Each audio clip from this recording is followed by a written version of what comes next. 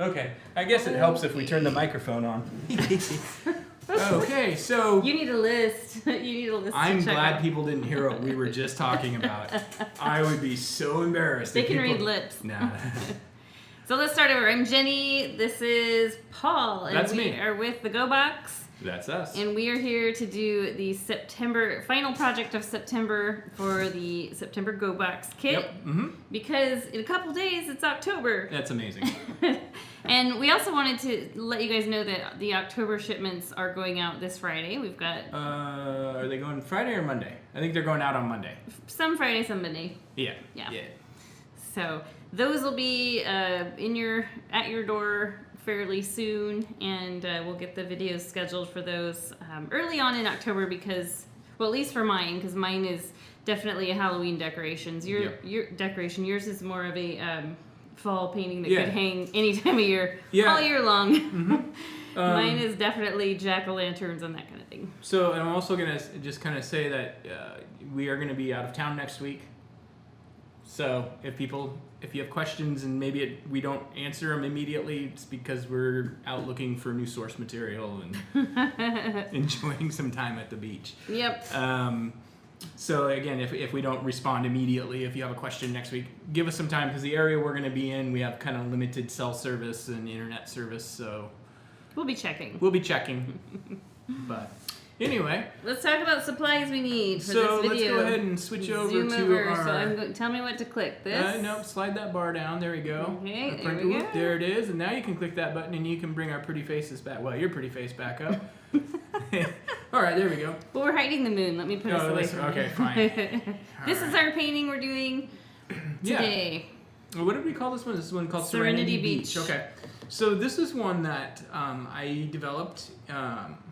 I really felt like I hadn't done a good moon scene, and two of my favorite things to do are, I like doing night moon scenes, but I also love doing seascapes, and I thought this was a great opportunity. They've always been like nighttime seascapes always seem to be fairly popular in our studios. So let's talk about our materials. We're not going to use anything for tracing today. That's just my stuff. Yeah, I mean, you could... I guess you could, if you wanted to use like one of your bottles as kind of a reference. Too small. You know, it's a little small, but you can get a basic idea. But I kind of think that the moon doesn't necessarily need to be perfect. Your paint jar would be perfect. Well, but they maybe don't have a paint jar. Maybe they have a big old mug. Maybe they have a plastic cup with wine like I've got. Oh, that's perfect. We had to resort to plastic cups tonight. Did. We forgot our wine glasses as we were leaving the house. We left them at home. So colors-wise. So in your kit this month, we had received our standard, well, if you've got new colors this month, I think most people got new colors this month. But we would have had our standard primary colors of yellow, red, and blue, plus black and white. And then we also had a supplemental color of brown, which we're actually not going to use in the painting. But I'll show you, if you do have some of that left over and you want to use it, I'll show you a couple places you could use it if you want to. And it'll just kind of be an optional little thing. I think it'll actually be a nice little color to add maybe to our rocks in the foreground to kind of let them stand out a little bit better. Yep. Brushes wise, you can take this little guy right here and set him aside for a long time. We'll use him towards the very end. The majority of this painting is done with our biggest paintbrush, and it doesn't matter if you've got, we use these nice 1-inch wide wash brushes is what they're called. This is kind of our workhorse that is probably my favorite brush when we're painting because you can use it, if you look at it, chiseled edge. You can use the chiseled edge and get these really fine lines with it. But it also moves a lot of paint and it does a great job blending. I'm ing a lot tonight. Yeah, what's the deal? What's the deal? Okay, stop a second, Paul. You don't need to stutter over yourself. Okay. So, middle-sized brush. Middle-sized brush we will use a bit. For the moon and stuff. Yeah, for the moon primarily, and probably getting some of these waves in the background, and then we'll definitely use it in the foreground rocks. And now that you guys know how to paint a lighthouse from our other videos, you can paint a lighthouse on there if you want. Yeah, it would be a mini lighthouse. Way over here. Yeah, either that or this or way out here, you can paint another rock and have a little lighthouse. If you put it here, then this is like one of the largest waves known to man. Unless you made it just like, yeah. So that's one thing that I think is one of the biggest tricks when we're working in landscapes on these small canvases is keeping the scale feeling nice and, oh, there was a creek. Yeah, this building creaks big time. It's an old building. And it was a hot day today, so I'm sure the air pressures are adjusted. The building's going, what the heck? So one of the biggest challenges we have when we're painting on a small canvas is painting them in a way that the scale still feels large. Mm-hmm. So the way we do that is, yeah. Yeah. Was I talking too much? We're talking about the painting. We're not talking about other stuff that doesn't matter. All right. We'll pick up the pace. We can talk about a lot of that other stuff as we get going. So let's go ahead. Let's toast. I've already been drinking mine. I have too. Let's bring your glass over here. Let's toast to having a fun time tonight, relaxing, unwinding, and forgetting about the real world and taking an adventure into our fantasy world. Clink. Clink. And then some of you guys... Clink it and drink it. There you go. You guys all, if you got the kit, you have the instruction sheet. I know Paul will probably deviate from this because he tends to do that. Yeah, I mean, I just feel like it's really hard to do a painting of this scale in 8 steps. Okay, let's do it. So I do use it as a little bit of a reference here and there just because sometimes I have to remember what I did next. Let me turn off my... Okay, I just want to make sure my buzzer was off on my phone just in case somebody messages me. So let's start off by taking our largest paintbrush. You want me to set this somewhere? No. Okay. Well, let's put it right Okay. there. Okay. Let's take our biggest paintbrush and I'm going to rinse it. Get it... I like to... It's not... Anytime... yeah, you could. Grandma Smith says you could put it in an old lonely sailboat. Absolutely, you could. That's a good suggestion. That's a great suggestion. Anytime you're picking up a brush and you're going to be using it for the first time since the last time it was washed, you should always give it a quick rinse and a little pat dry. And actually, when we're doing this beginning step, I kind of like to leave the brush a little bit damper. It helps the colors flow a little bit more. And the sky in this particular painting is really a lot of layers to build up the depth. And I'm a big fan of using a lot of layers in general. So what we're going to start off with is we're going to start off by mixing a little bit of a smoky lavender. I'll rely on you to mix enough for me. You got it. We're going to start off with a little bit of blue, our sapphire blue, a little bit of red, probably about equal parts. I'm going to add some white. A little bit so are they white. wanting a more blue lavender? Yeah, or? definitely. So as I'm starting to add the white, I'm seeing that this is a little bit too much on pink, the pinkish side, although we're going to add just a touch of black to this as well. So just a tiny little dot of black, a little bit more than that. Yeah, we're going to need to add a little bit more blue. That's pretty good. Ooh, that's pretty. Yeah, a little bit more white. We can be pretty white with this to begin with, and it doesn't, like the finished painting's got a pretty dark sky, but if you look at the step-by-step instructions, and you'll notice I didn't really mix this super English super thoroughly because it's okay because it'll mix on the canvas as well as we get going. Sometimes with natural landscapes we want that streakiness. Yeah, so I kind of like to start by working around where my moon's gonna be.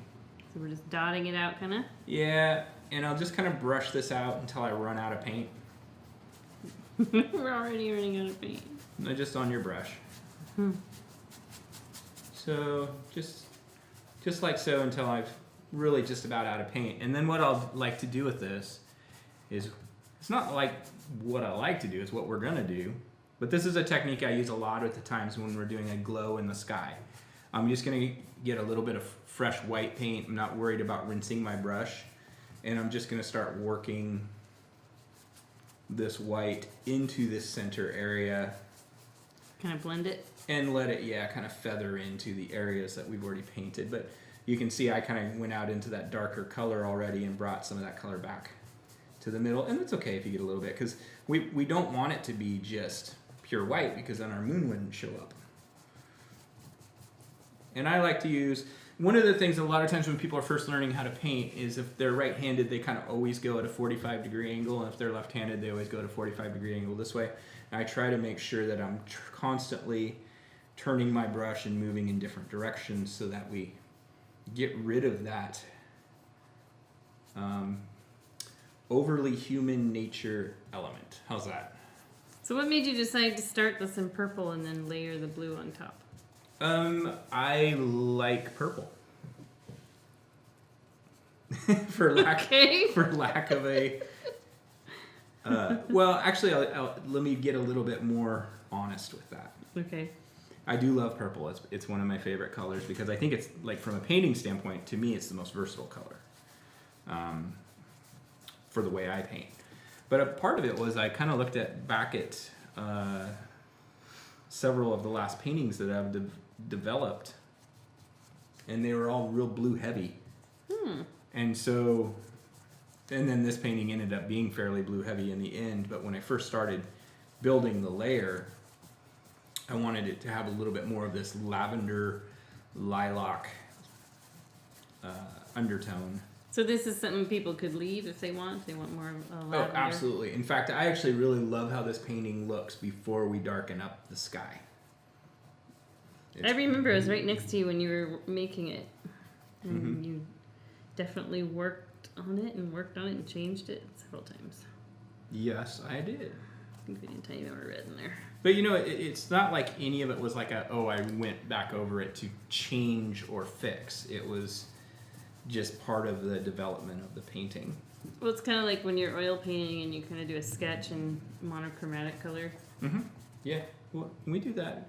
We should, maybe we should do a painting like that. We should. Maybe I'll do one for December. Well, I've already got the October and November developed, and those paintings actually, I wish we had them with us. I think they're at home. I don't have a November. Mine is going to be the ornaments. Mine is. Yours is done, yeah. But my October and November paintings, oops, I got a little bit more light, are... they're not blue heavy. No, in fact, one of them has some blue. The other one actually has a sky that's more this kind of tone like we're doing right now. But what I was going to say, though, is they're good companion pieces for each other. They have very similar elements, completely different paintings, but similar elements. Does that make sense? I hope so. Just kind of keep going along here. Basically, what we want to do at this point, I got a little bit of extra red in there, and that's okay. It doesn't hurt it. But basically, the top half of this canvas, I've come down a little further on mine, but that's a good habit to get into, is bringing your sky further down than you're going to need it. But our goal for right now is to make sure we... drink a lot of wine. That too. But it's to make sure we're not leaving any canvas showing where we're painting. I really like this tone, this value. It is nice. That's something that I get confused about is what is tone and what is value. I know one's darkness and one's saturation or something like that. I can never remember which is which. So when I start talking tone and value, I'm just trying to sound fancy. We forgot all that stuff. It was college many moons ago. Well, and honestly, a lot of people that are probably painting along with us need more real terminology that makes sense. Yeah.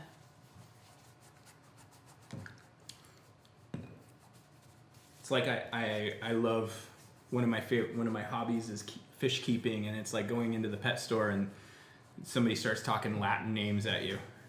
It's like, can't you just tell me it's a goldfish? What is ichthyology? That is a good bubbly rosé. I like that. It's a little bit sweet, but it's not. $6.99 Rainbow Market. There you go. If it were just a smidge sweeter, it would be too sweet. Yeah, we're nowhere near our solid studio. No. And which is where we keep our arsenal of wine. Yeah. All right. So what we're gonna do next is just want to make sure I am gonna look at what I wrote out. Okay. Just want to make sure we're in the same place. Well, we're still using this color. I love to use these kinds of tones. There, I'm using that word. I just was like making some fun of myself for tone and value, and there I went right to it. I like to use these kind of lavenderish colors for wet sand when we're painting. So we're just going to brush in. It can be a little bit more white. You know what this really reminds me of is there was a color in the Crayola. Is it periwinkle? Yeah, it reminds me of periwinkle. Periwinkle is a little more blue. A little bit, but not much. Not much. And I'm just going to kind of brush this in, and you can kind of just brush it out about an inch wide or so. And it just sets us up to have, you can go a little higher, the base for our sand and when we put our rocks in. Let's go ahead and get that color in now before we start adding other colors in. Boy, it is warm up here today. You notice that? Or is it just having to sit next to you that's making it so hot? Cheesy one-liners. Dun, dun, dun. All right. Drink more rosé. Yeah, maybe you don't want me to. Anyway, so that just kind of lays down a nice little foundation for us to paint our rocks and stuff. And this is actually like one of those phases where it's like, I really don't see what's going to happen next. You know, if you're looking at this painting as an outsider and you don't know where we're going to go. So the next thing we're going to do is we're going to lay in the foundation for our water. And the foundation for our water really is, I'm going to start by mixing just some blue and red. Grape soda? Yeah. That's what I always call that color. Grape. And then you always say that, always. Do you not remember Grape Ape? No, I'll have to Google it. How can you not remember? It was a cartoon in the 70s. Oh, that's right. You weren't allowed to watch TV back then. Not really. And basically what we're doing is Not we're cartoons. using just this deeper violet color to create the depth for our ocean, and that's kind of something I like to, when we're talking about layering water, and especially the ocean, I like to talk about layering to create depth. And I'm basically going to create a horizon line that goes right across the middle here. Now, from an art theory standpoint, this is not the right way to do it. This canvas. Yeah, I guess we can move it up a little higher. Maybe about an inch above the center. So you follow the rule of thirds. Yeah, Grandma Smith says Grape Ape was amazing. Yeah. I love that show. All right. So you can go about an inch above the middle. Usually in the studio we kind of don't necessarily stick to the rule of thirds just because it's kind of easier to just go for the halfway when we're teaching. Your autumn mist one I taught at Skamania Lodge was totally rule of thirds. Yeah. So the other thing I'm going to do with this is I can feel my brush is starting to stick to the canvas a little bit. So I'm going to give my brush a little rinse. It just means the paint on the brush is starting to dry. Give it a little dry off. And I'm going to go ahead and just kind of brush along back and forth and let this horizon kind of soften up. So you're going over the line to kind of smudge out the line? Just a little bit, yep. Okay, so the thing that's going to get really interesting on this, it'll get smoothed out more when we do our next layer for the sky too, so it's not that vital. Darn it, Paul, I had a nice sharp horizon line going. Well, could be a little bit more foggy. One thing you have to be careful of is brushing too much in the same spot and lifting paint. That can be something that happens. And what I mean by that is if you keep brushing back and forth, I'm starting to get it a little bit right here.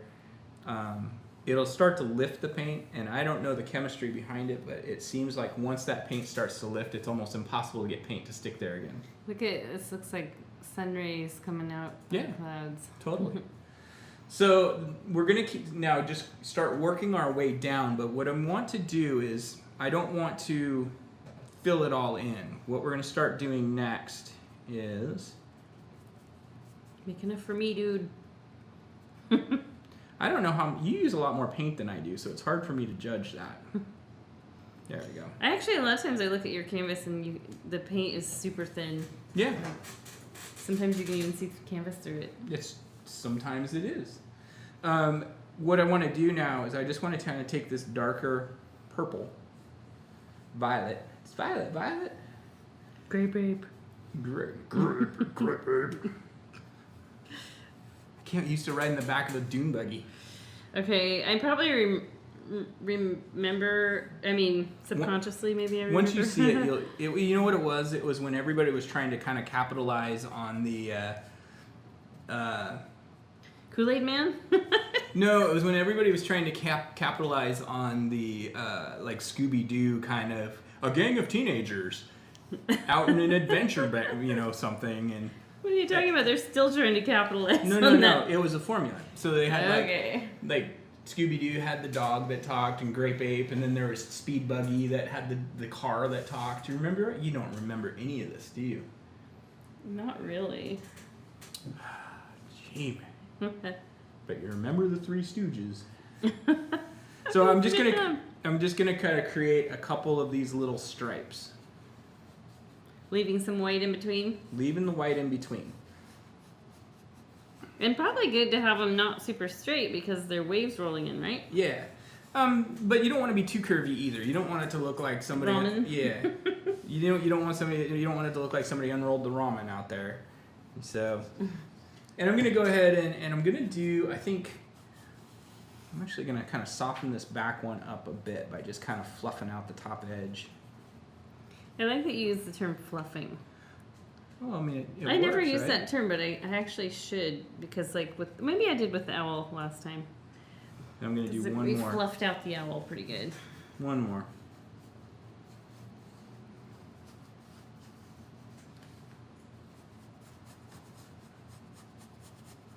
Yeah, there was a shark one.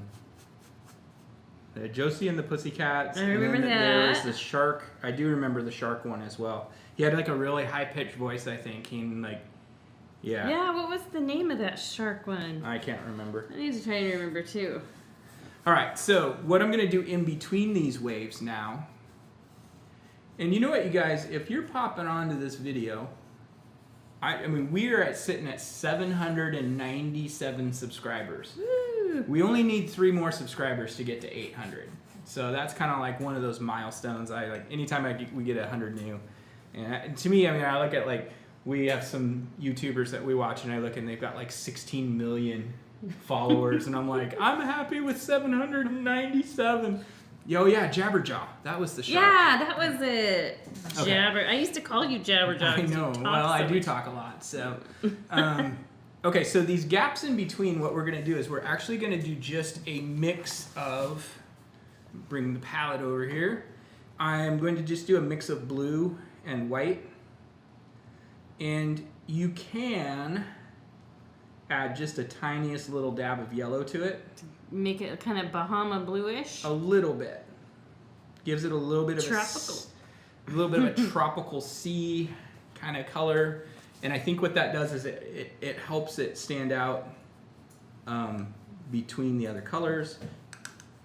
I forgot. I need to lift my jar when I wash my brush because it makes the whole table move.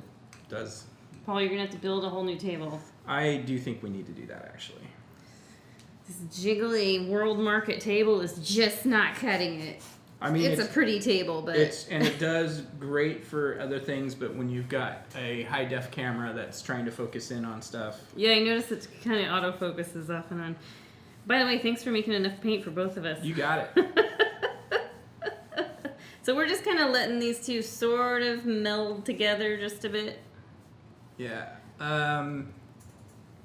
Our paint that we provide with the subscriptions and our kits is I would consider it on the thinner side of a medium body.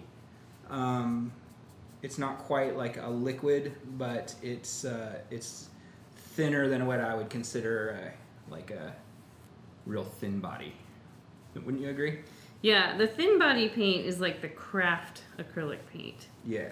This is not quite like Utrecht's paint that they had that we bought when we first started the studio, the kind you had to scoop out with a spoon. It out. Yeah. But it's, partway in between. So we like to, I'm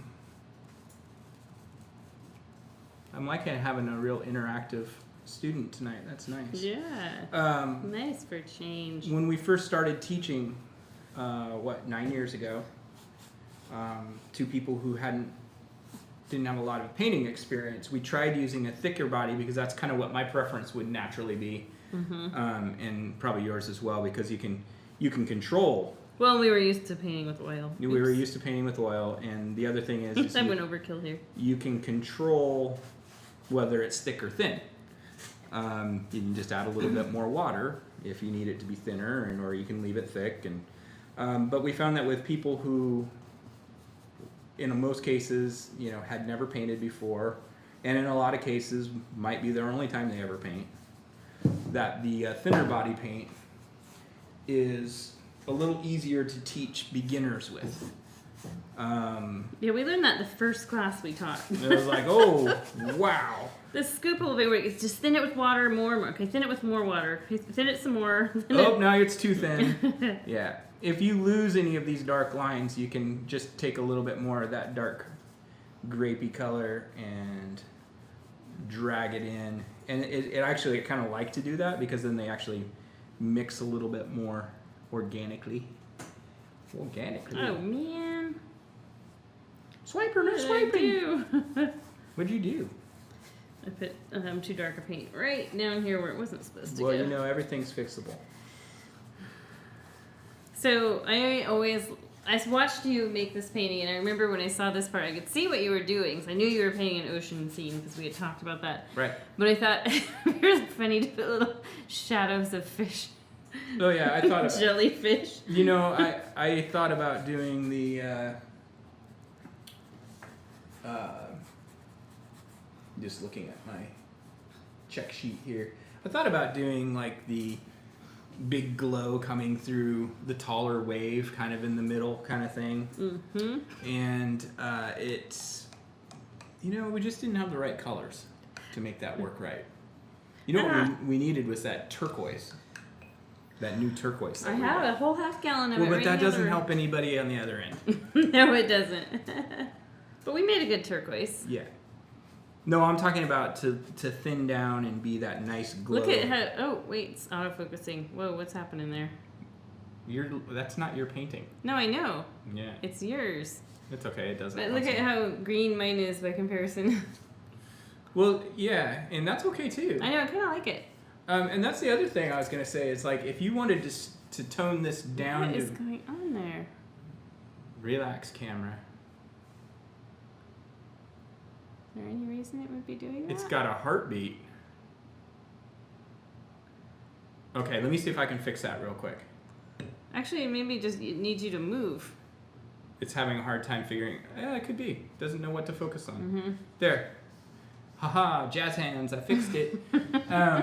If you wanted to change this up at all and make it so that it was more of a stormy color of blue, you could add just a little bit of that brown that you had from last week's painting, and that brown with the blue makes a really kind of a cool stormy slate color.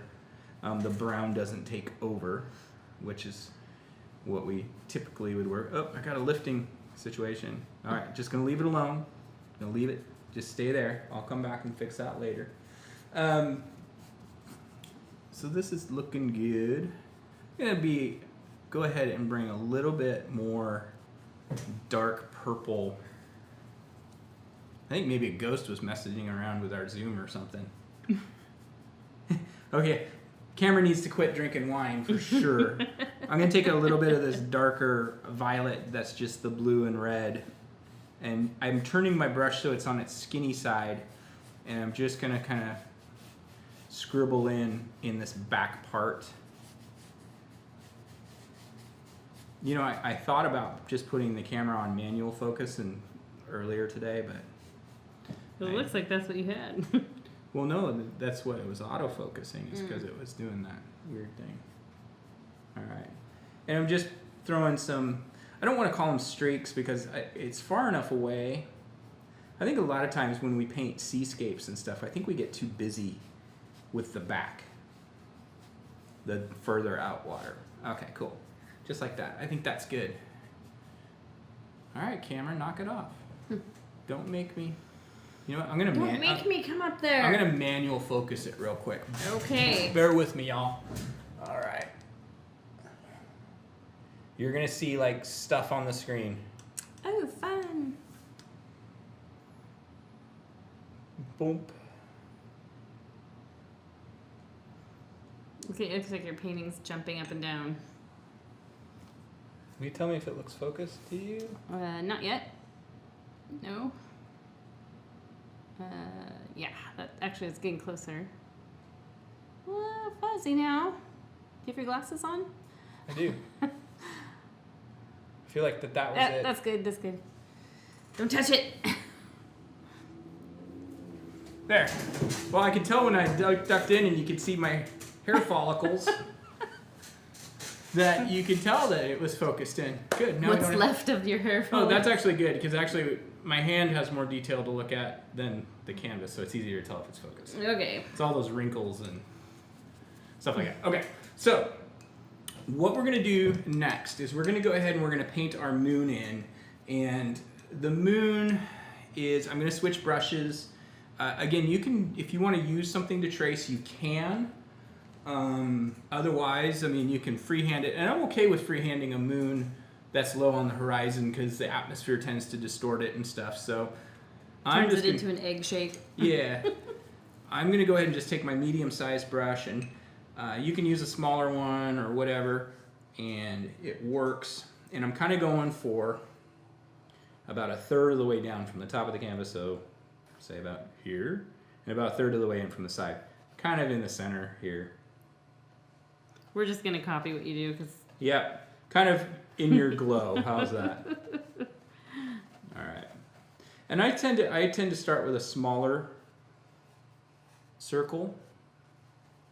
I think this is one of the hardest things when we're painting on a flat table like this versus painting on an easel, is getting a circle fairly circular.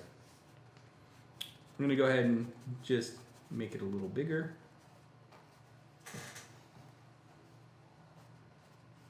Just keep it rolling. That's pretty oblong. Or if you wanted to use something like here, I'll go ahead and use my glass, my cup real quick. You can always trace. Cheater. Cheater. Cheers. Just kind of, I think it's kind of nice to do that. And Wow, that moon looks whack. maybe it's a moon on another planet. Well, I guess it wouldn't be on the planet. It's another planet's moon. Yeah. I've been watching way too much Star Wars lately.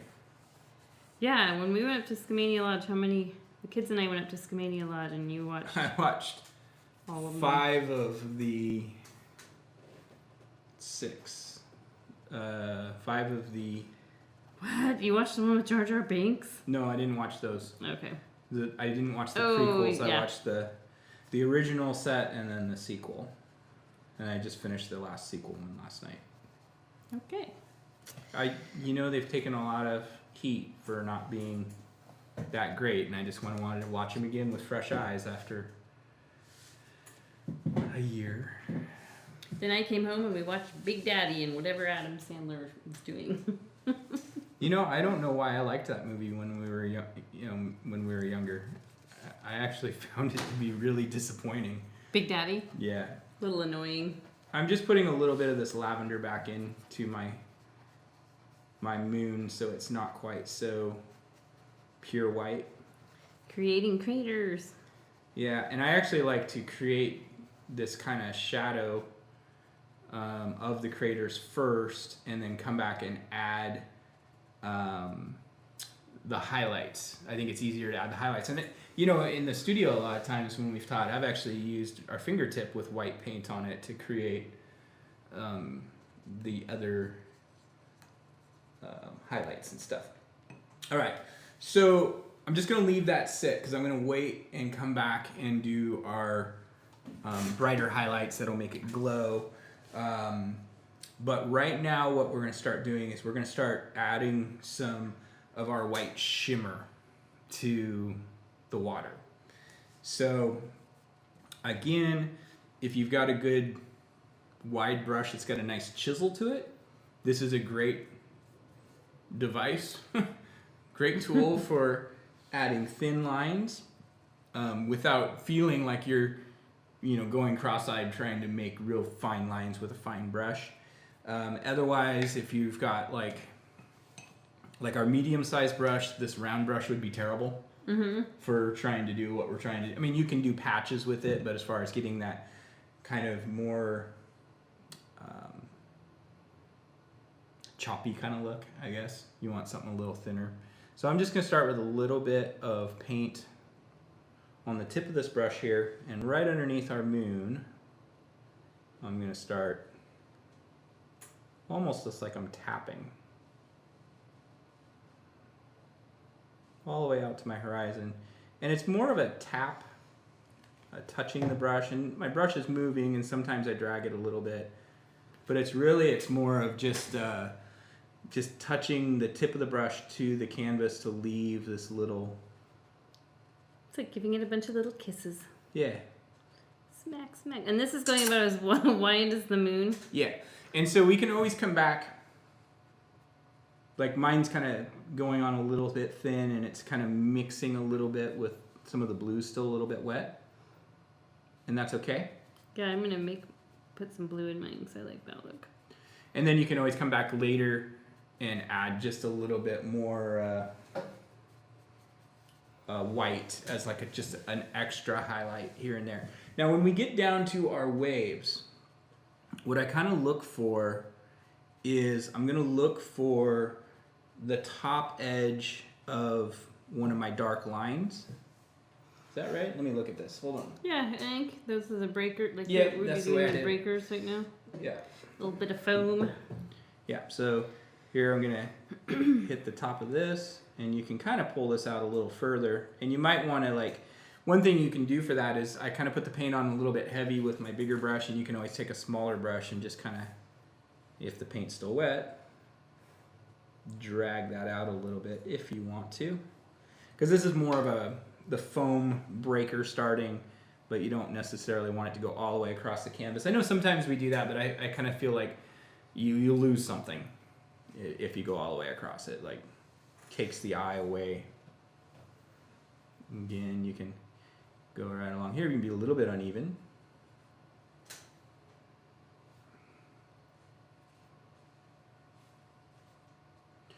And we're going to do that one more time.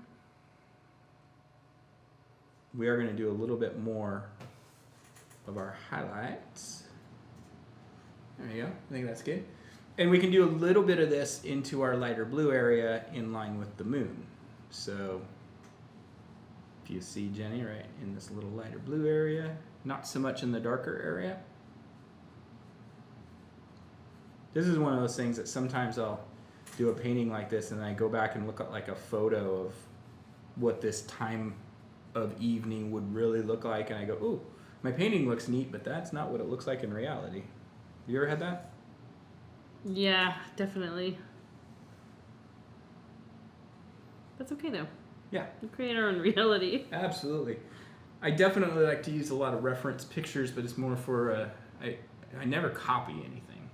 I just like to use it for like a inspiration or reference. Well, I mean, that's why it's called a reference photo, I guess. And you can kind of bring this down a little further. Keeping it in line with the moon. Yeah.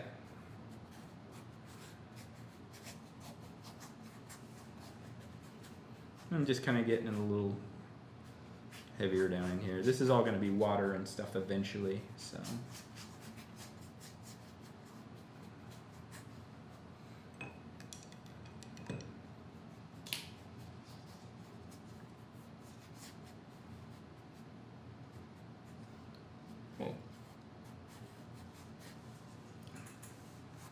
Can I have a refill? It'll be like 25 cents worth of rosé. Such a pink, fluffy rosé. fluffy. Well, if I thought I had a headache this morning. We'll see how it goes. All right. So we're going to move into. Let me look at this picture here. Okay. Let's work on this little bit where we just worked a little bit more, because I don't know if it's in the instructions, but I'm looking at the instructions, and it's funny because the photo does not look the same as the original painting, because in the photos and the instructions I see a lot of that lavender in and around that, and I really like how that looks, but it's not in the it doesn't show up in the finished painting, but I love how it looks in the photograph. So the printing company did it right. Right. They're like, we need to Photoshop this painting just a little bit here. So I'm going to take my medium brush, because this is not as fine and detailed. And this is kind of like, this is in addition to the instructions. I'm going to mix up enough for Jenny as well. Thank you. A nice lavender. I want this to maybe tinge a little bit more to the pink side. What are you making this for? So we are going to add this a little bit. It's kind of a big brush, but kind of in along these edges.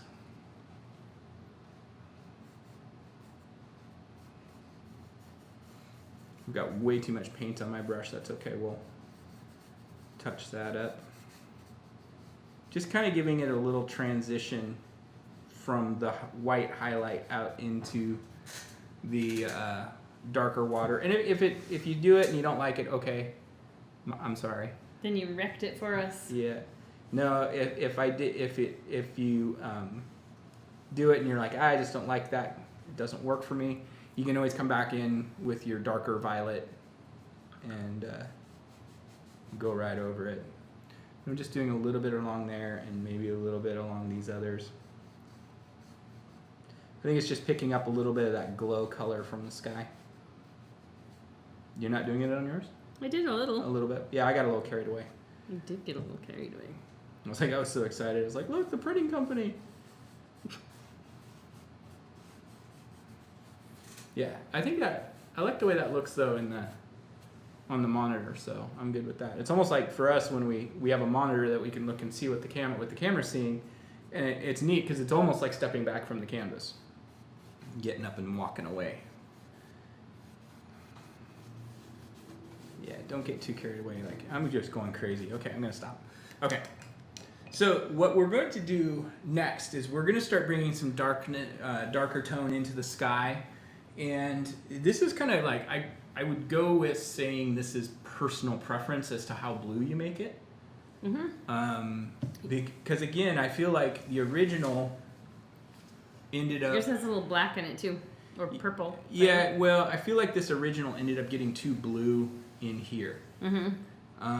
So if you like that blue, you can just simply do... I know what happened is when I was doing the original is I tried to get, was giving it a little bit brighter of a glow. I came back in after the fact and it ended up being a little bit more on the blue side. And you can do that. All you do is mix up blue and white, and if you want to add a little bit of the red to it to keep it from being so blue, you can do that. But I actually like this tone we've got in the sky. Might add a little bit of blue. What do you think? I think you need to show us how you darken up the edges, because that's a mystery to me. Yeah. So I mean, I know basically what you did, but it's for me, it's like that's something I always do first. So it's interesting to see it go on next. Okay. So what we're gonna do is we're gonna mix up red and blue to make our deep violet, and I definitely want to be a little bit more on the blue side of violet.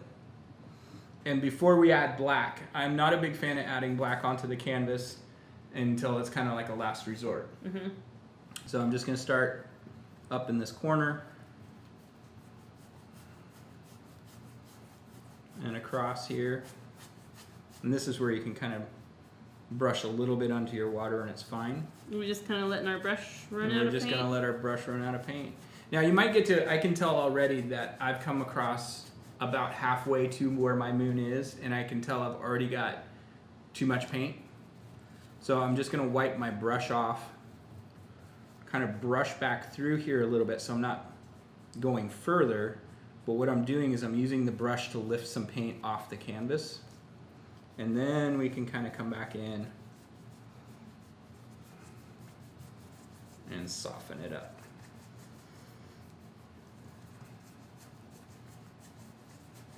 And this can get a little bit spooky. Spooky? Yeah. It can get a little bit tricky because it's kind of hard to get it to completely blend out as smooth as you think you want to. That's why I was wondering about adding it next. Yeah. Because normally we have wet paint to blend into, and now we don't. Right. And it's not so much a blend. Now what you could do is you could just get a little bit of white paint on your brush if you wanted to and just soften this edge up, but you don't need to.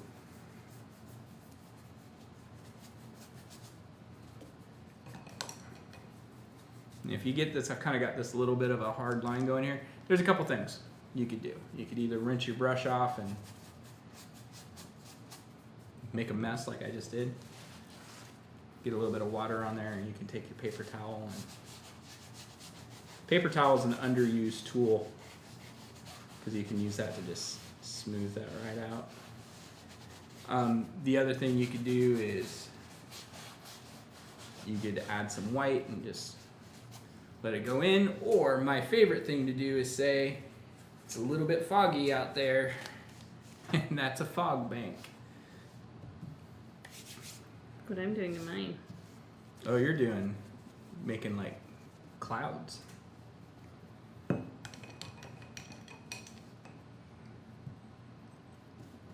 You said we could do what we want. You can do whatever you want. Yeah. I just did a little bit of white too. The key on this is that whenever A little bit. What? You have a lot on there. I know, my brush is dripping all over the place.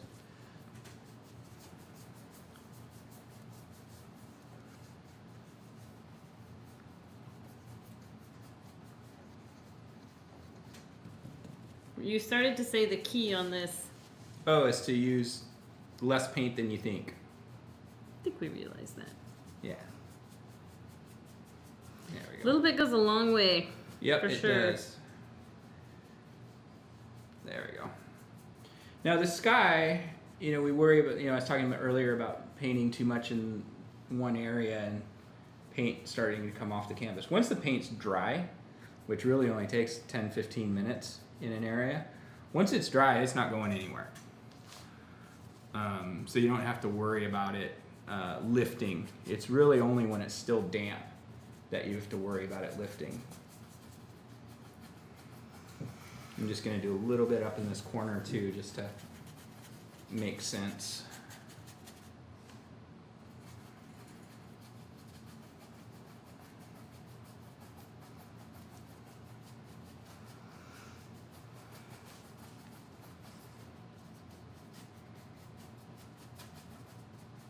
How are we looking time-wise?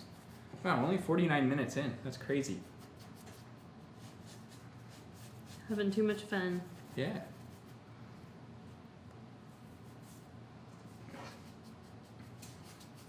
So you can see the difference. Yeah, the original. I don't know. Which one do you like better? Well, I don't know, because when it's all done, it'll have a whole different look. So water might be more blue. I don't know. Yeah.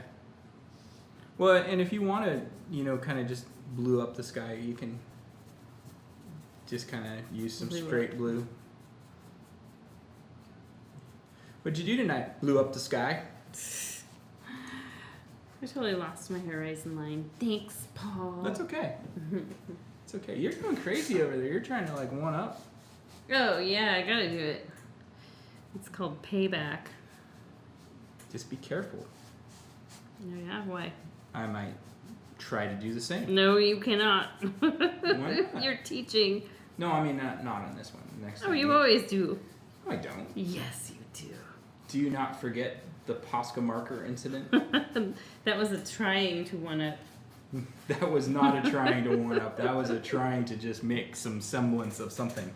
So I added just a little bit more blue, and I'm going to tilt this a little bit. And I really like how that blue kicked in. You know, it added a little bit more depth. I did it up in this corner and a little bit over here. Yeah, I'm good at the dad jokes. I've got 20. Wow, we have a 20-year-old. Yes, just turned 20 this week. Turned 20 last week, yeah, Wednesday. Day after our live stream yesterday was our son's 20th birthday, and then we have a 14-and-a-half-year-old, so I like to try to do my best to get them to roll their eyes at me. They both live at home. We're busy. Mm-hmm. Well, obviously our 14-year-old is at home. Yeah. Our 20-year-old will live at home forever. Yep. That's okay. He's pretty cool. We'll keep him a while. Cool. Okay, so let me just gonna take a peek at our instructions here, make sure where we're at. Kind of lost track of which step I'm at compared to what the instructions think. Are you having a brain fart? Yeah. No, we're good.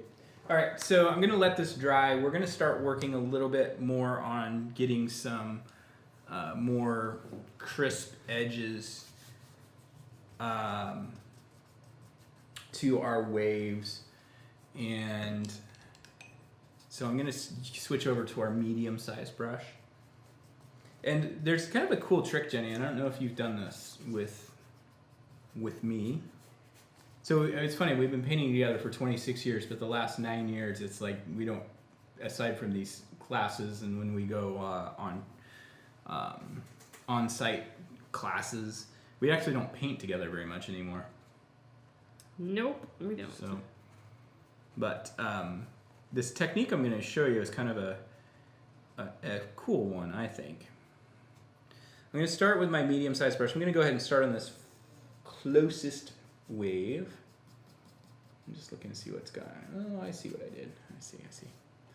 And I'm going to just kind of get a little heavier. And what I like to do is kind of taper it out as it goes across here. But I like to kind of get a nice heavy amount there. No, actually, I'm not going to teach that. Okay. Okay. I will save it. I am going to teach it, but not on this wave. You can kind of take your brush and even give it some little choppiness coming down. So it looks like it's starting to break a little bit here and there. And, you know, it's interesting because like where we live in Oregon, and we have an amazing coastline, but our waves we don't get those tubular style of waves like you get, you know, where there's reefs and stuff like you see in Hawaii and other places, and our waves kind of just crash all at once. It's like they just collapse, and we do have apparently pretty decent surfing up here, but I've never tried it because I'm not a fan of 45-degree water. No. Not a big fan. It's amazing. I loved it when I was a kid. Yeah, when we were kids, it's like you can't even feel it. It's like, come on, Mom. Dad, come in the water.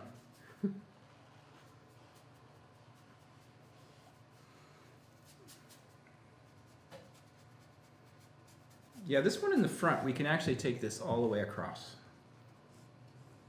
But I like to use the brush, and I'm just letting the paint sit on top of the canvas. I'm not really dragging it out. This is where we're starting to get some more type of definition, in a way. I don't like calling it definition, but it is definition, by allowing these edges to be a little bit crisper, a little bit chunkier, a little less soft and delicate. We can do another one here. Now, a lot of the sides are going to be covered by rocks, so the rocks are a great band-aid to fix anything you're not loving. Maybe add a little bit more white out here while we're using white.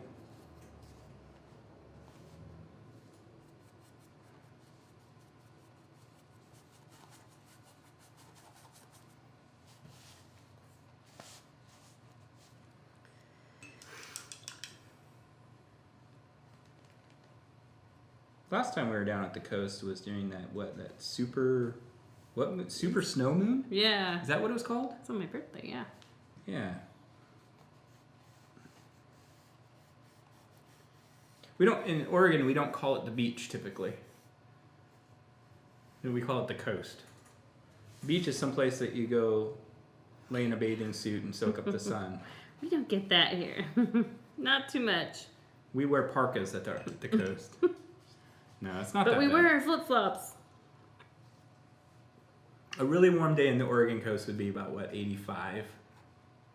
That would be like... I don't know if I've ever had it that hot. It's usually in the 70s. Yeah. And there's almost always... Like you might have nice sun, but then you have this like crazy wind that blows sand everywhere. Yeah. And it almost feels like on the days that are nice and sunny, you can almost always see that fog bank just hanging out about a mile offshore waiting. I love that. I think it's a cool... You just wait till the sun goes down and I'm going to come in. What? Yeah, as soon as the sun goes down, it moves inshore. Oh. You gotta be faster. You gotta stay on track. The wine made me tired. All right, so that's a good place. I'm liking how that's turning out. We can come back later at the very end, and actually the nice thing about this is once we get like really done with the video, you guys can fiddle around and do whatever you want. As long as you post pics. Yeah, it's always good, and you can join our Facebook group called the Go Box Art Crate Group. And Yeah, it's a group, not a page. Yeah, not like a... Yeah, it's not like a business page. Hey, you know what I saw today on Wix? You can do a forum. Yeah. We should do that. I've got it set up, so Let's do it. I'll get that set up maybe this week while we're out of town. But yeah, let's do that. We'll get the forum going, and then everybody, you can come into our forum and share your pictures and make suggestions, stuff like that. As long as you're not too mean. We're all about peace and love. Peace, love, and painting. All right, so I'm a big fan of, let me look here. I'm a big fan of doing that last little receding wave. The one that's rolled up and it's starting to roll back. And we're going to do this. We'll probably end up losing a lot of it, but let's go ahead and do it. Jenny, this is the technique that I wasn't sure if you've learned before, but I come right across this little transition line right here. Yeah, this is like, you do this on like your Twin Rocks painting. Yeah, but this is a little different. Is it now? Yeah. I want to lay this paint on pretty heavy. Pretty thick here. Now what we do is we want this to look like a shelf of water. Right? So what we're going to do is I'm going to wipe my brush. And then I'm going to take my brush and I'm just very lightly going to soften this top edge up into the water right up above it. See this? Are you seeing this happening right here? Magic.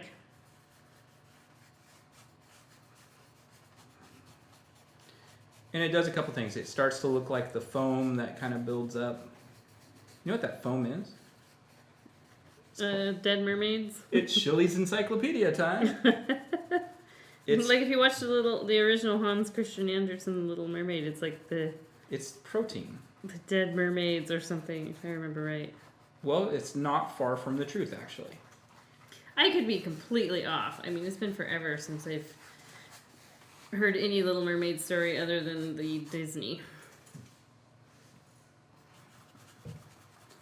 So the elephant and the cat. So Grandma Smith says those are the first, her only other two paintings she's done with us. Oh, nice. And so this is a little bit of a step up in techniques from those two. Hey, don't be knocking my elephant and cat ball. Hey, no. There's a lot of technique that went into that elephant. Yeah, that's true. Those kids, all those decorations. Kids' paintings are trickier than they seem.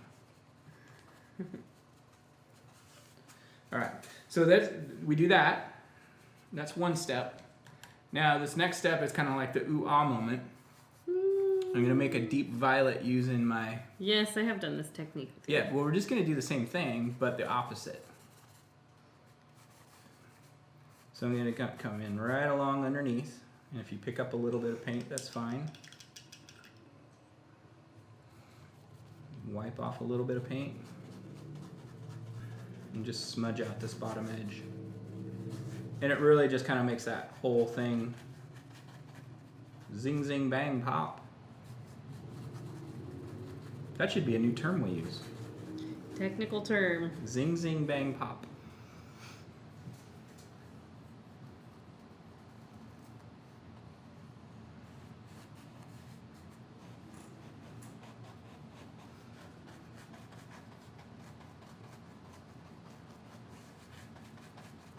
No, I think, as far as the kids' paintings are concerned, I think, they're great for anybody to paint.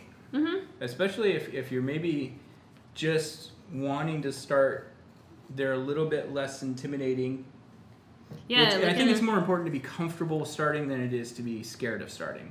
So if that feels comfortable, then go for it. Because I've talked to, and I'm sure you have too, people who have come into the studio and they went to Michael's and spent a bunch of money on paints and decided they were going to jump right into doing a Bob Ross painting and following along with him. And the first thing they went through it, and then they took all their paint supplies out and threw them in the dumpster because they were.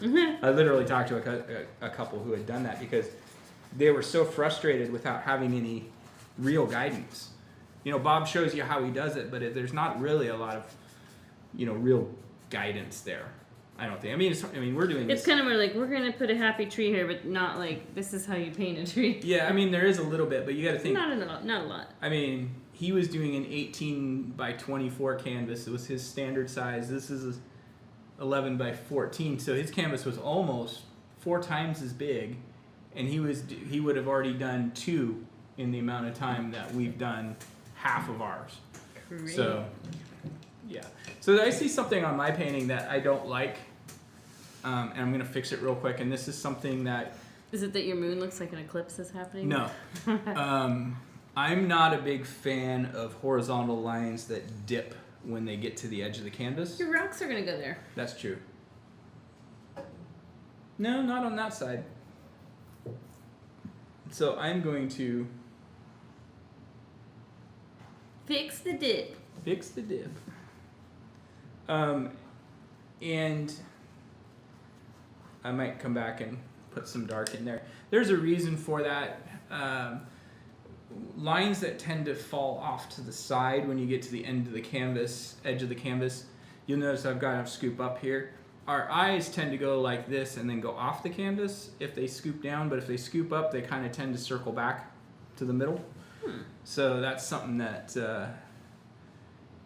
is a little bit of a trick. If you look at a painting that for some reason makes you feel like you're off balance, like something feels really... Like MC Escher? No, not like MC Escher. That's different because he did that on purpose. But like you look at the painting and it makes you feel a little disoriented. It's probably because it's got an element to it that the line of it just is uncomfortable to your eye. So it sounds like a good thing, at least. So we're going to do our stars next. And our stars, we're really getting pretty close. There's some work to do yet, obviously. Yeah, like the whole lower third. Yeah, well, looking at the original, we do have these rocks to do. And those go pretty quick. In fact, I want to let those dry first, what we just worked on dry. This is where I kind of get into am I following the instructions or am I just following the timeline that makes sense? I'm going to take my brush. We're going to do stars, Jenny. Okay. And I know Jenny knows how to do stars. We're going to take the back side of a small brush. You can use the bristles, but the bristles will flex and they'll sometimes... give you a linear star. Yeah. Yeah, or a bigger star than you want. But I like to take a little bit of the white, tap, so I get rid of the big dollop. And I'm just going to start randomly placing. Now, the nice thing about this is you can put them anywhere. And you said placing. I shouldn't have said placing. I'm going to start just putting them on the canvas. Placing, it's really easy to sit back and go dink, dink, dink, and just totally have them very uniform and in a grid pattern before you know it. You can do a constellation if you choose. But on a brighter sky like this, I'm not going to probably have as many stars.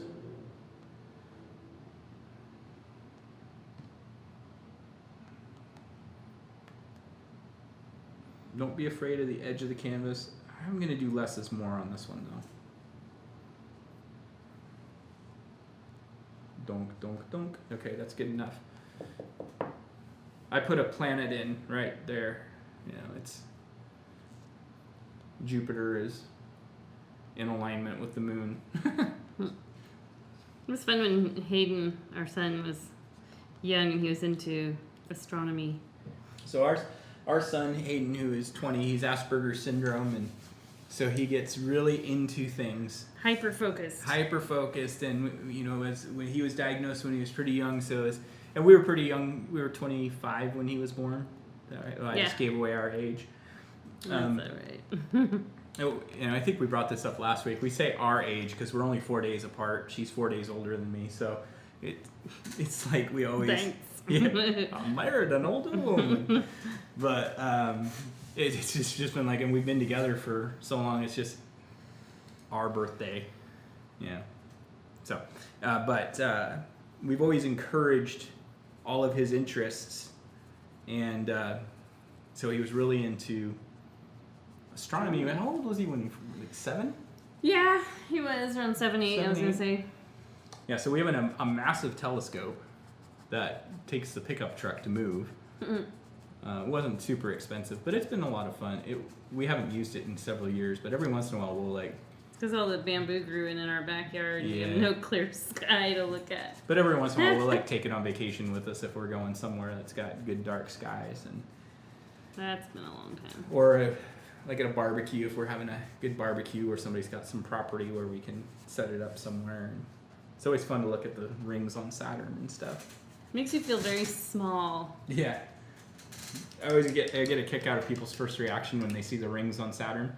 Mm-hmm. They're like, what? Like, I remember my dad, he's like, it makes you feel weird. I don't know why, it just makes you feel weird. Mm-hmm. All right, so let's do our, our silhouettes for our rocks. And so this rock technique, I actually ended up with my sand down a lot further than I wanted it to be, but that's okay. I'll be able to kind of make adjustments as I go.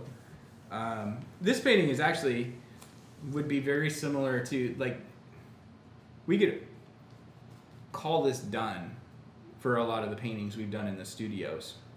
Yep, but we're going the extra mile here. Yeah, I mean, this would not be out of line with, okay, thanks for coming in tonight, but we're able to do a lot more in a 2-hour window via YouTube than we can ever do live with people in person. Partly because we're not having to go around and refill paint. Not having to go around and refill paint. People in the studios, they're sitting 10, 15, 20 feet away. And so they can't really see what we're doing, so there's a lot more questions and repeating instructions. They can't see what brush we're using. Can't see, mostly they just can't see what's going on. Mm-hmm. But this way we're able to, obviously you can see what's going on. So I feel like I kind of got a little carried away with this wave in here, and that's okay. We're just going to incorporate it in. I'm going to switch back to my biggest brush. And I'm not going to really think too much about what's here. A lot of times when we start painting, something in the foreground, we look a lot at what's in the background to try to determine where we're going to put things. And I try to kind of ignore it as much as I can because I want it to just go where it needs to go, and then we make adjustments. Does that make sense? Whatever you say, Paul. Yeah. You're talking too much, but I'm going to point out we've only been painting for an hour. I didn't say you were talking too much. No, I know, but I usually do. All right, so this rock on the left-hand side, I like to take this up pretty close to my horizon line. What I like to do when I'm painting rocks, that are at the ocean. I like to think of the fact that they're big chunks have broken off and eroded over time. This is not a smooth, I guess they are kind of smooth and washed away, but the way they're formed was pretty violent. We've done that. Grandma Smith was saying you can do camera with a large screen monitor. We actually have done that with our watercolor classes in one of our studios. We actually had a projector with a 6 foot or 7 foot wide screen, and we have done that. It's hard to teach while standing up with a camera. Yeah, but we did it seated. Yeah, we just don't have that studio space anymore. Yeah, we don't have that studio space anymore. But to get this jaggedness, I like to kind of just take the brush and pull down pretty close to straight down. Like they're stair stepping? Yeah. And as you get down a little further, you can... And he's using black. Just pure black. Pure black, sorry. And as I start working my way down, I start working my way across. So I'm not paying much attention to what's already there. That's kind of an important thing. When I say we'll figure it out later, is we can go ahead and basically place these rocks in, and then we can bring the surface of the water back in around them. This is actually a real similar technique to what I've been doing in a lot of the rivers and streams that we've been doing lately. I think this kind of technique where I'm dabbing the black in this area and kind of sketching it in. This was kind of a technique I stumbled across right before COVID hit. Do you remember that the Forest Island painting? Remember that one? Yes. Or yeah. Which has still never been taught. I just used this basic technique on that painting for the first time with acrylics. And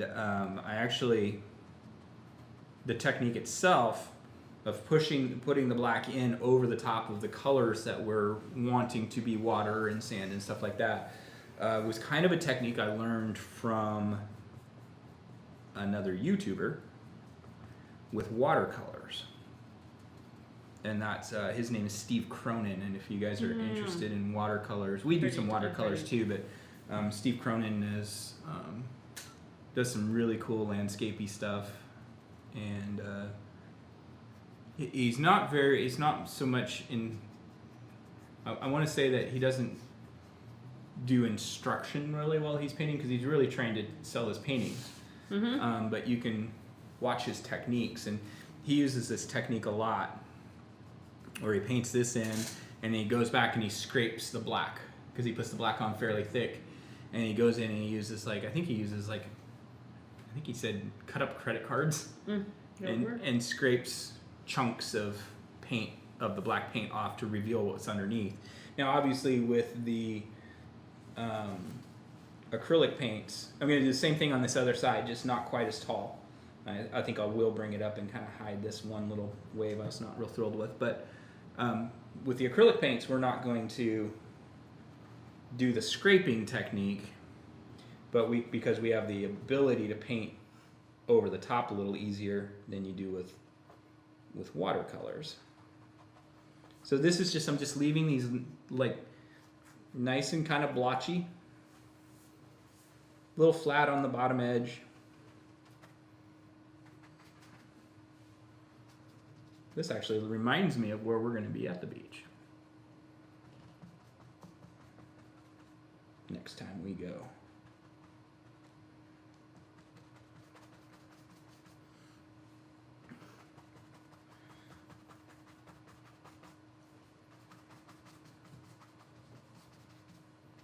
If you are not from the Pacific Northwest or the West Coast, I know we're starting to have a lot more people in other parts of the country. I highly suggest you take a look at pictures of the Oregon coastline. It's really quite phenomenal. Highly underrated. Not a lot of beaches. Yeah, it got some. We do have some beaches, but we're mostly It's big scenery. big scenery. Yeah, big scenery. Lots of dramatic rocks. Mm-hmm.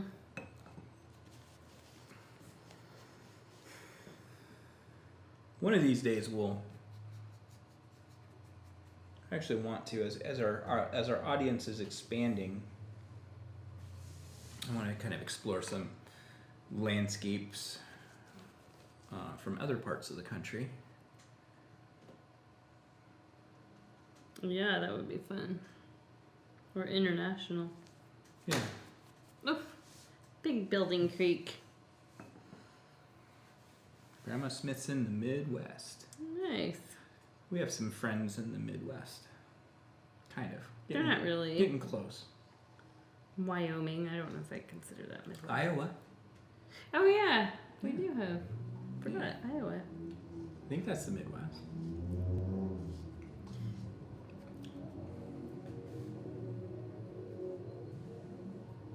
Somebody's got some loud music outside. I don't know if you guys could hear that. It's their car radio, dude. car radio. If you want to use a smaller brush to add some more of these chunks. And we're just making sure they're flat on the bottom? You know, they don't have to be, but it looks better if they're on the flattish side. These are the rocks that you slip on. Yeah. And then you scrape your legs up with barnacles. So you grew up on Lake Erie. So Yeah. Jenny's mom's actually from Michigan. Yep. So She grew up off of Lake Michigan.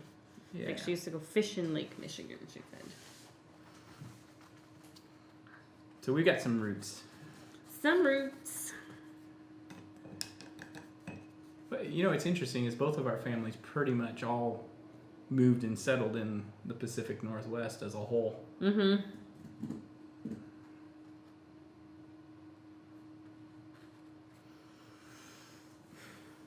I've got some family in Alabama, but I've never met any of them. I want to go to some of the areas where Laura Ingalls Wilder grew up. She was born in Michigan. Uh, Yeah, your mom was born in Michigan. Yep. So She moved from there when she was like 11, 12. to the wild, wild west. Mm-hmm. Yeah. To Antelope, Oregon. Yeah. Tiny, tiny little town. Yeah. Even Well, still. if you've Then the Rajneesh. yeah, if you've ever heard of the Rajneesh and the Bhagwan, Mm-hmm. that's the town they Are settled you in. holding up your plastic cup for some reason? I am. Oh, careful there. All right, what's All right. next? So the next thing we're going to do is we're going to come back and we're going to work now on our moon. And the main thing is what we're doing now is we're going to need to highlight these rocks, and we're going to bring some water in and around the rocks, but we want to give that all a chance to dry because the black paint does dry pretty quick. Mm-hmm. I notice mine's almost dry. Mm-hmm. But I really want to make sure we don't really want to get that black paint in with the other colors as we start working with the other colors because we want the other colors to really sit on top. So I'm going to take my medium-sized brush. Grandma Smith, you're painting late. You must be fairly late. Well, I guess not. Not horribly late. I mean, it's almost 9 o'clock here, which means it's almost midnight on the East Coast. Yeah, so she's like probably 11. So, who knows? She could be like me, though, because I'm like, you know me, I don't go to bed till like 1 o'clock usually, so. Sometimes 2 or 3, depending on what my brain is doing. All right, so I'm just going to take some pure white now, and I'm just going to, if you want to reference a picture of the moon, you can. I kind of tend to like to really highlight this right-hand side of it. Oh, yeah, she says it's almost midnight. Wow. Late night painter. I love it. It's such a interesting circumstance for us because being on the West Coast, for the first 6 months of being in business, 90% of our customers were in Oregon and Washington because they were people who have painted with us in the studios over the last 9 years. And but the whole concept of time frame, like what time should we do the live streams? Well, if we do them at 5:30 here, it's too early for most of the people on the West Coast, because that would be 8:30 on the East Coast. Because most people are getting dinner and getting kids settled in and things like that. Or do we do it 6:30? Might be more doable. We could totally do 6:30. And we might, as we get a little bit more, we're starting to get more and more people in other time zones. We do have somebody in Alaska too, and they're in a different time zone altogether, I think. So I remember when I worked for your parents years ago, and we had a customer in Alaska, and I didn't think about the time difference, and it was like 8 a.m. I gave them a call about their delivery, and it's so early there. I woke the person up. I felt so bad. she goes to bed at sunrise. I have done that many times. I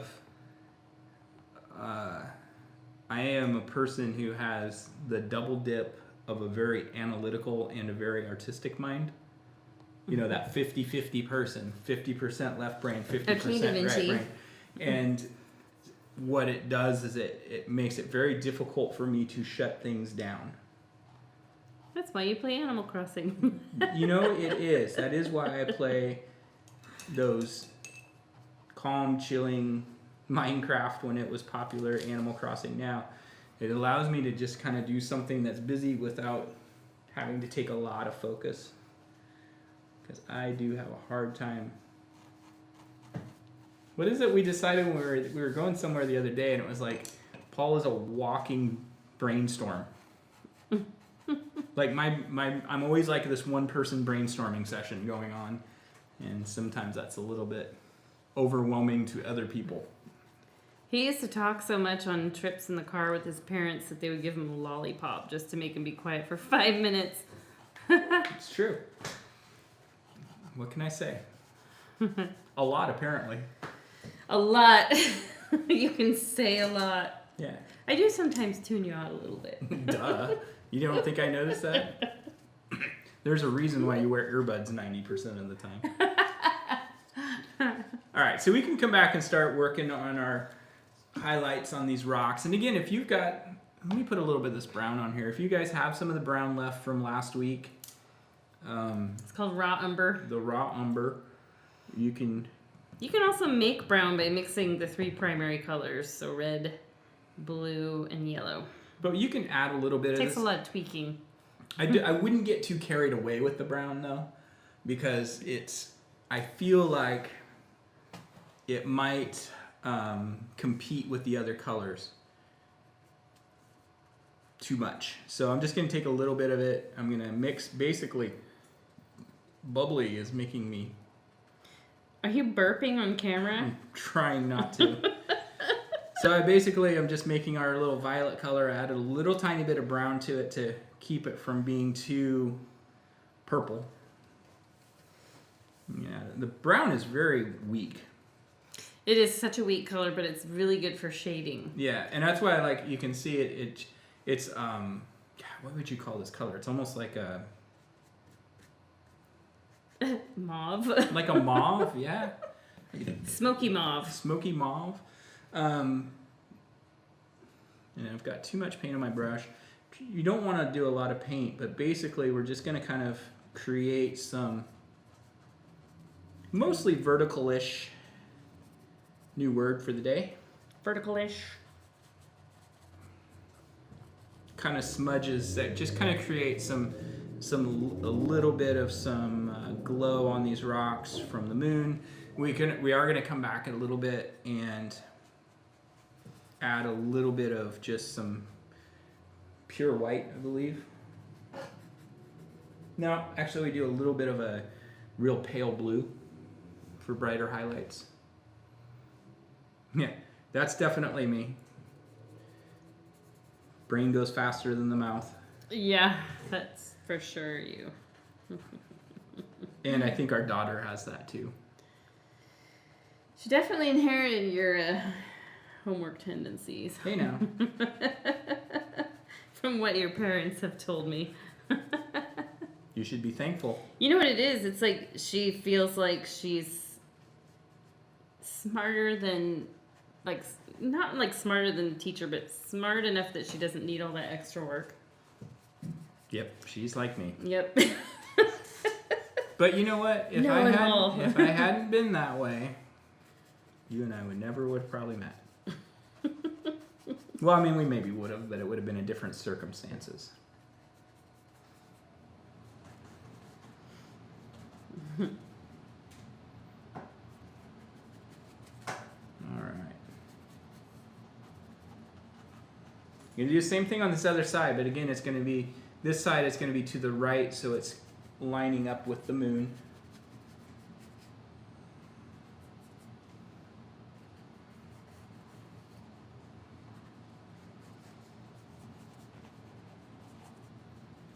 Just a little bit. It's good to be rough. The next thing is if you feel like you overdo this, which is really easy to do. Oh, I got carried away. Well, we just painted over black, so it's the easiest fix in the world. Just paint some more black over it.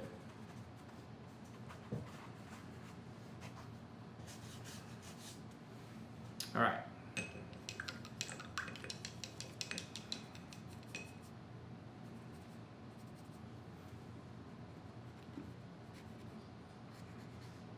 I keep reaching across. Here's Paul drinking another drink. Here's another drink. Now you guys can see Here's how another much drink. he can drink. We're splitting one bottle. It's not like it's that bad. And it's not even empty yet. No. It's because seriously, I'm going to have such a headache if I drink more bubbly stuff. And you're going to continue burping on camera. Burp. It's going to continue bubbling out of you. Burp. Look, my paper looks like a monkey face. Look, there's the mouth and the nose. There's the eyes. It's Bigfoot. Totally Bigfoot. That's funny. That's called pareidolia. Yeah, When you can see things and other objects like clouds, pictures, and it's haunting us. No, that's like paranormal. This is pareidolia. Oh, I gotcha. Okay, so the next thing we're gonna do is I'm actually gonna bring the original canvas up here so we can look at it in a little bit more detail. Oh, that's blue. Yeah, it's a lot more blue. You have light blue highlights in here too. That's what I said. Yeah. The main difference is I used a little bit more of the yellow tonight, and then just didn't bring that blue in as intensely when I came back into the sky. But I kind of like. I'm trying to decide. I like the new one better. You're always gonna say that. Shh, you're not supposed to give away my secrets. These are the things I told you. You're not supposed to say that kind of stuff on film. Alright.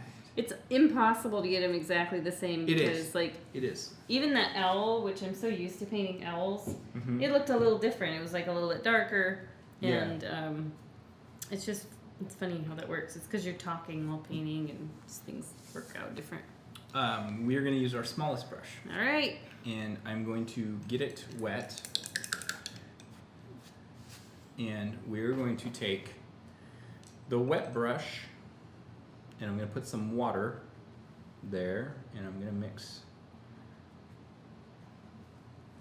thin it down. And if you're using a thicker paint, you kind of want to thin it down until it's about the consistency of like heavy cream. Mm-hmm. And if I just use dirty water, and you can see it's got it's got a little bit of color to it, but it's still going to be shockingly white when we put it on the canvas. Hey, look, you know what? We missed an opportunity. It's the grape ape. It is the grape ape. He made an appearance. He's here with us. Yay. All right. So what we're going to start to do is we are going to use just the tip of the brush and just kind of start scribbling and scrubbing this paint in. Like water's flowing around the rocks? Yeah. Yep. And it's actually, let me go down lower where you can see it a little better. So it's kind of competing with the white that's already there. You want to kind of keep it on the underside. You can come up in here and put a little splotch in here. There's a little tide pool just hanging out there.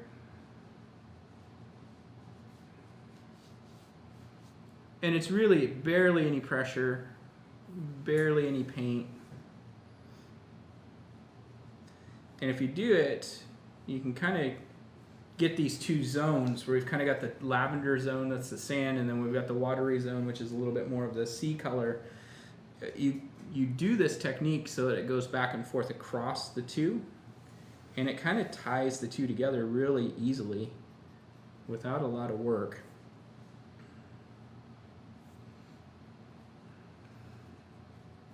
Small amounts of paint. You want to keep it pretty horizontal in your brushwork. You can have a little bit of wiggle variation from there, but what you don't want to be doing is vertical brush strokes that will really throw the eye off. Yes, sometimes you will see the foam going in that direction, but a lot of times it's when we're painting, what we see in nature, even though it exists, sometimes can be really difficult to execute in a way that's pleasing to the eye. So we do things that are a little bit more predictable. I wouldn't say predictable, but a little bit more, what's the right word? Unpredictable. Aesthetic? We put our Instagram filter on things. Yes, we're going to put our paintogram filter on. You know, back in the day, that's a lot of the artists, when they would travel, a lot of the paintings that you see, I know like one of my favorite artists, Frederick Church, was from the Hudson River area of New York. And he was commissioned by the U.S. Geological Survey to go along with their survey crews and paint the scenery, because they didn't have photography. That was, and they had some kind of very beginning stages of some black and white photography. So they still relied on people to paint, but they would actually tweak the colors and the contrast and yeah, you just have to look at Bierstadt's. Yeah, literally. Yeah, Bierstadt's a great example. Another great example where they would. It's the equivalent of adding an Instagram filter, and a lot of that I understand is so that when they would get back to New York, it was great bragging material with the ladies. Look what I saw. Look at what a exotic place I went. Well, where was that? Look what I ate. Mississippi, Oregon.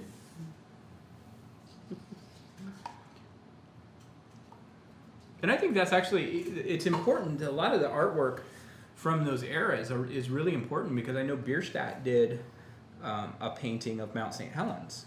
And this clearly was 100 years before it blew. So if you ever want to know what Mount St. Helens looked like before it erupted, yes, of course, there's photographs, but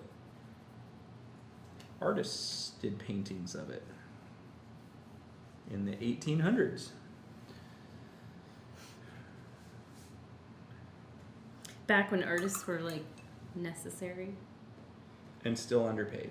No, it feels like we're just extra. Well, it's actually amazing to think that, because I think Bierstadt also worked for the U.S. Geological Survey. I'd have to double check that, but you think about some of these people. Frederick Church is, again, if you guys haven't checked him out, look him up online. I think there's a website called frederickchurch.org.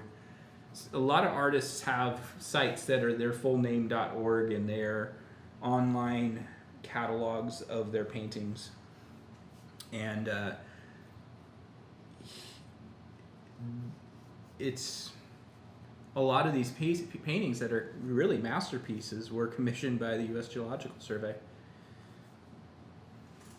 Well, we learned something new today. There you go. I mean, you always do, I hope.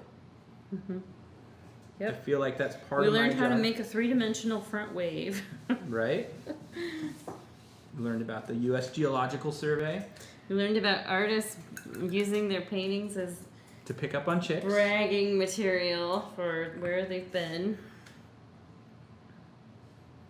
You know, I always think back and I think about, oh, by the way, if you, while you're doing this, if you want to come back and just add some sparkle out in your, now that's a Bob Ross term right there. You want to add a little bit of sparkle to your water, you can do that with your smallest brush now, where we're just kind of cleaning things up. The other thing that's kind of neat to do is I had started to talk about doing this little, like the waves just getting ready to crest a little bit here. You can do that.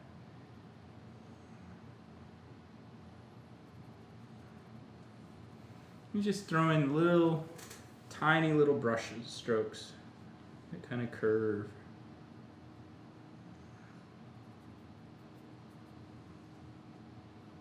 Now, I had started to get into doing some other water movement in this painting, and I just thought, you know, it was going to end up being too much to do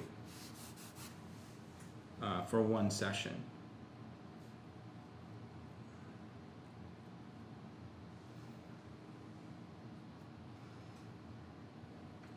Maybe that'll be something I'll add to the list of the Art of Seeing series. Waves. Mm-hmm. And seeing all the movement.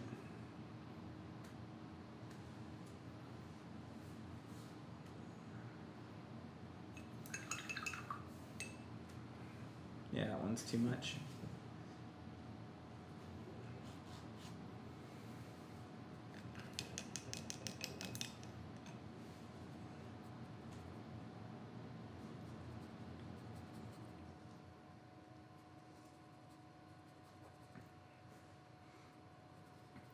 Light blue highlights? Is that what we're doing Yep. next? Okay. As I'm getting more and more completed with this, this is more the vision I had in my head than what the original ended up being. The original. Sure, Paul, we believe you. No, it is. Like, actually, you know, I looked at when I put this on the website as the kit to purchase, Mm-hmm. I looked at the picture and I was like, I don't feel like it photographed well. There's something about it that I felt like, in person I like it a lot, but when I see pictures of it online, I'm just not as thrilled with it. But then when I see this one, and I look at the picture online, I'm much happier with the way the colors and everything turned out with this one. And again, you know, if you guys like the blue better, that's fine. You can always... It's fine, Paul, just never talk to you again. Right, exactly. You're dead to me. You have to accept what I say is good and what isn't good. No. But if you do feel like, oh, you know, I like this, but I wish it were more blue, you can. It's really easy to kind of come in and just take a little bit of just blue and white, and these areas that end up being a little bit more of a stormy gray, stormy greenish, stormy blue.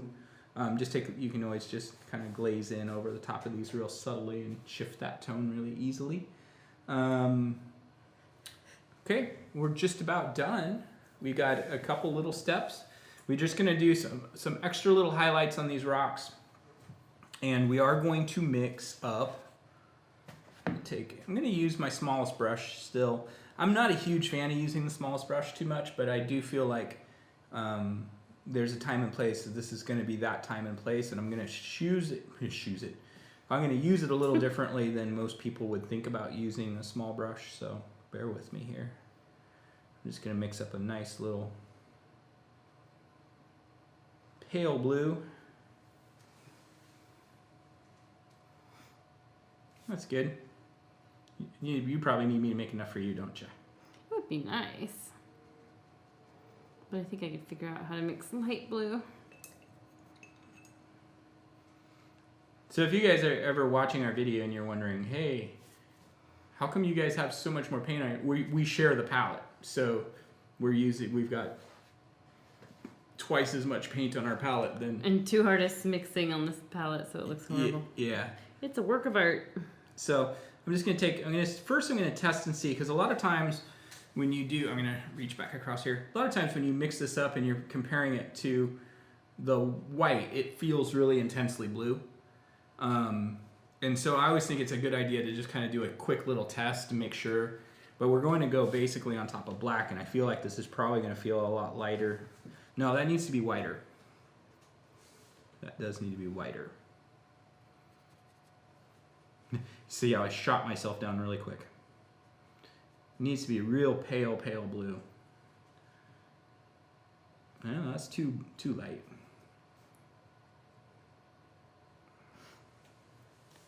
There we go.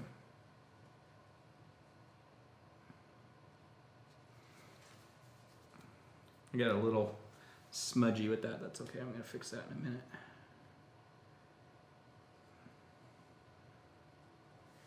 Just some little hints here and there. One of the things that you have to be careful of is something I just did, and it's easy to fix, but just be a little bit wary when you're doing this, is that I've kind of got these three shelves that are very similar to each other, and that's okay, but what I need to make sure is that when I highlight, that I make sure to change it up a little bit so it's... Change your highlights a bit. Yeah, so that they don't look exactly the same. So you don't have three giant dashes that are all equal spaced apart. Exactly.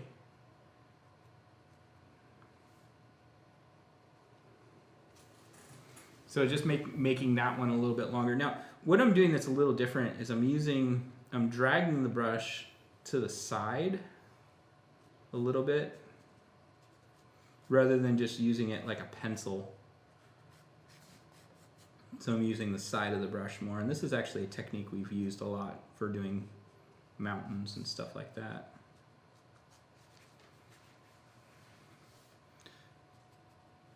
So one thing I look for too is a lot of times, like I've got this spot right here where a real black outline doesn't necessarily make sense. So I'm just going to make sure I've got, it's okay a little bit here and there, but it shouldn't feel like the whole thing's been outlined in black. So you really want to take this highlight color up to the edge in spots. Break it up.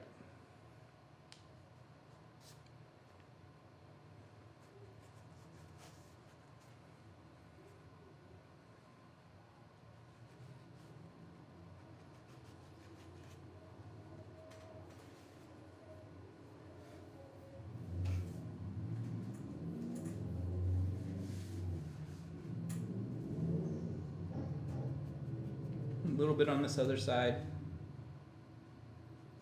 Boom, boom, boom, boom.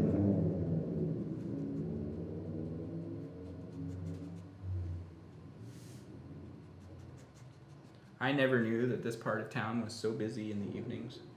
Well, there's a bar under us. That's true. Well, it's not directly under us. It's kind of to the side of us.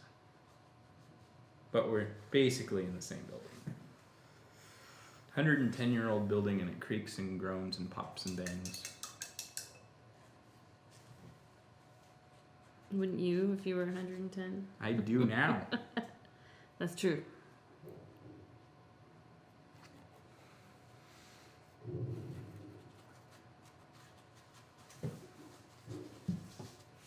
Now, the other thing we can do, and kind of let's see. Sometimes it makes sense, sometimes it doesn't. It could be that this wave that's cutting across right here is hitting a rock right behind here. So we can add a little bit of some spray kicking up.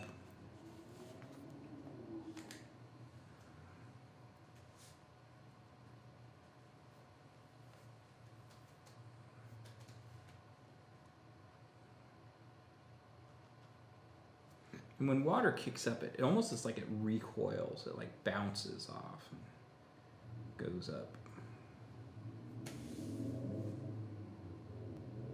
This is kind of like extra stuff. This isn't on the original, so if you don't feel like doing this, you don't need to do this.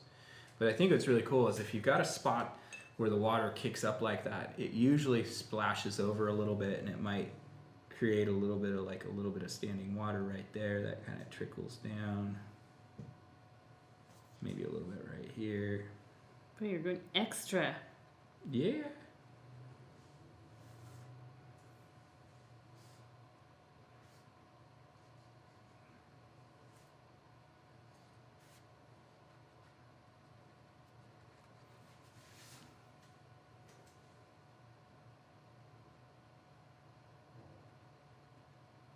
Little pool sitting there.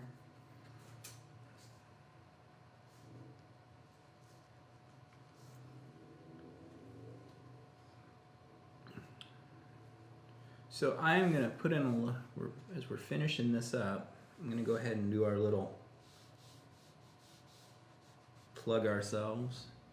If you guys have just stumbled across and you're really enjoying what we do, make sure you subscribe and join us for the next live stream, which we've got a couple fun ones coming up next month. Like the video, please, if you would. Well, these are all things that help us grow as a channel, help us grow as a business. And if you are just painting along, we'll put a couple links in if you want to support us by buying us a cup of coffee with coffee.com. Is it Ko-Fi? Coffee? However it's pronounced. The links will be in the description, or if you want to... Coffee. Coffee.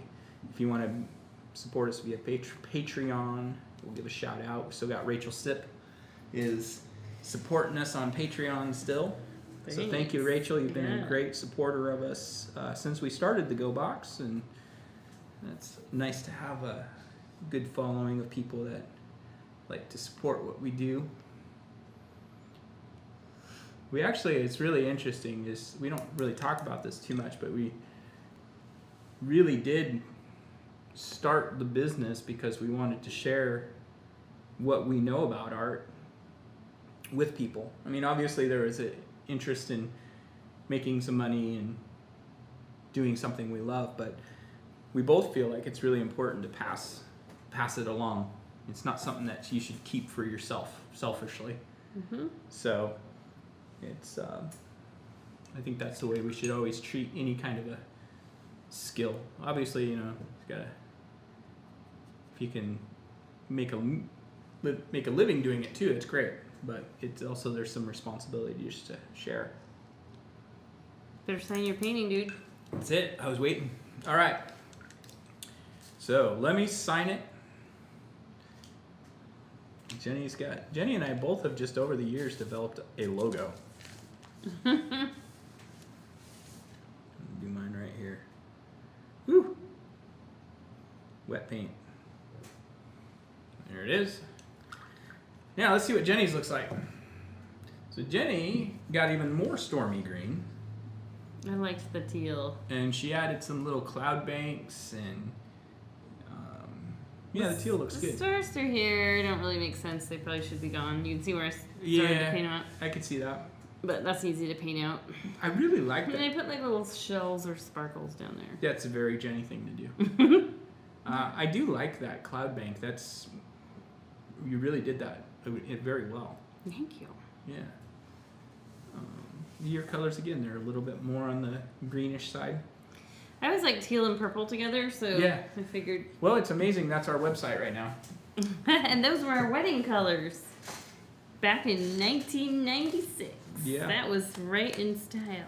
Teal and lavender. Teal and lavender. Here, I'll bring us back. Bring us back. Wait. Go back. Okay. Push that button. What one? That one. Now bring us back. Boom. Here we are. Boom. So, thanks for hanging out with us. Grandma Smith, congratulations. You've won the award for being the most interactive we've ever had on a live stream. Yeah. And I love it. Me too. I think that's great. It's interesting because a lot of times when you see YouTubers online and stuff, you don't realize that they've got a staff of 10 or 15 people, behind the camera, and literally we are the only 2 people in the building. Just us and the ghosts. Just us and the ghosts, and so wherever they are. So it's not. We don't have any earpieces with somebody talking in our ear telling us what we're doing and stuff, and it's literally just the 2 of us, and we're just winging it. For now, until we get up to like 16 million likes and follows. Yeah, then we'll we'll consider hiring someone. Yeah, a crew. So we've got at least one kid that I think would be good at helping us. Mm-hmm. But actually, probably both of them. We got one that wants to do hair and makeup for a living when she gets older. She can cover us there, and then the other one's very good at doing technical stuff. So, so it's when we do these live streams, and it's like if you saw earlier when the microphone was off, I had to get up and go turn the microphone off because we don't have somebody else. We don't have a sound person doing it for us. And you already said that. Yeah. No, I know. I was just continuing that statement. But yes, if you're just finding us for the first time, we put these videos out for free. We do the subscription box, which helps us financially, along with supporting us via Patreon and buying us the coffee. But the subscription box is $35 a month. You get 2 projects. We send you the paint, the canvas, the printed instructions, and you shipping. Follow, and shipping is included in that too. In the continental U.S. Yeah. Hawaii and Alaska might be a little more. Yeah, we have one going to Alaska, and sweet. Awesome. I was thinking about that today because Alaska's not too terrible for the shipping, but I think we haven't had anybody from Hawaii yet, and it's like I'm trying to figure out. Who wants to be our first Hawaii customer? Might have to send you a bill for shipping because we don't make a ton on these. No. By the time it's all said and done, so. Yeah. But anyway, so thanks you guys. Thanks for checking us out, and we'll see you. I think I already put up the October dates. Oh, great. So we're gonna try to. We've had kind of a crazy, even with COVID and everything, it's been kind of a crazy last several months, and we've been maybe not great on being 100% on schedule all the time on a regular. Well, I will say we lost over 3/4 of our staff because Vango couldn't keep full-time people because we were closed for 3 months. Well, yeah, and actually when we reopened, people are slow to come in, and so the online thing started, and it's just he and I. Yeah, and so for now. Yeah, and so like obviously it's like right now we've got the studio is back open Friday, Saturday, and Sunday, and we only have 2 employees working now. Well, 2.5. 2.5, and if one calls in sick, we go in. So yeah, our schedule is very up in the air all the time. Yeah. But that's getting better. It's getting better. Yeah. And so our next video will be after the second week of October, towards the end. Well, it's already out. Okay. It's already scheduled. Okay. Yep. Sweet. I just simple 3rd and 4th Tuesday of each month. Okay. Got it. That way it's always predictable. You don't want to bump that Halloween one up a little bit? The third Tuesday of October? I guess that would work. Yeah. So, okay, enough talking. You guys have a great rest of your night. Grandma, thanks for Grandma Smith, thank you for joining and interacting with us. That was really great. Yeah. And you enjoy staying up till sunrise. I'm going to go home and get some shut-eye. I'm going to go home. Yeah. I don't have to go to my regular job tomorrow, so I can actually sleep in tomorrow. Nice. It means I'll be able to sleep until 8:30. And then we're going to be filling paint bottles. Yeah, filling paint bottles and doing all kinds of fun stuff. So thanks for hanging out with us, guys. We'll see you next time. Bye.